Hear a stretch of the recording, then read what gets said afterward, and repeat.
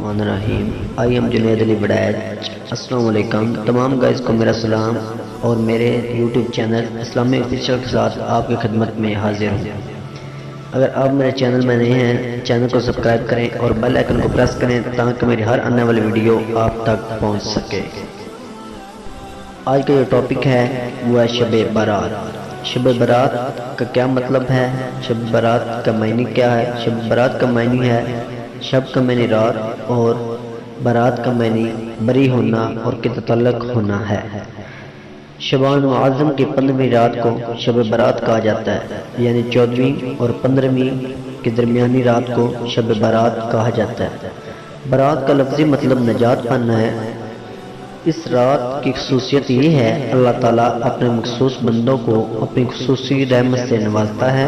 इस रात में हर काम का फैसला होता है। अल्लाह ताला मखलूक में रिज़्क़ तकसीम करता है।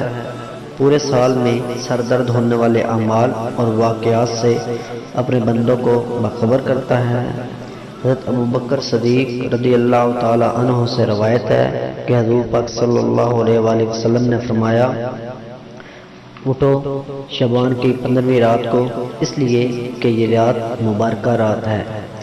अल्लाह फरमाता है, इस रात को कोई ऐसा जो मुझसे बख्श चाहता हो उसे मैं बख्श दूंगा।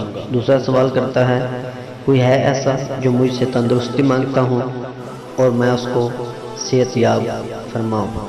तीसरा सवाल करता है कोई मोहताज जिसकी मैं मोहताजी दूर करूँ। अल्लाह ताला सुबह तक यही इरशाद फरमाता है।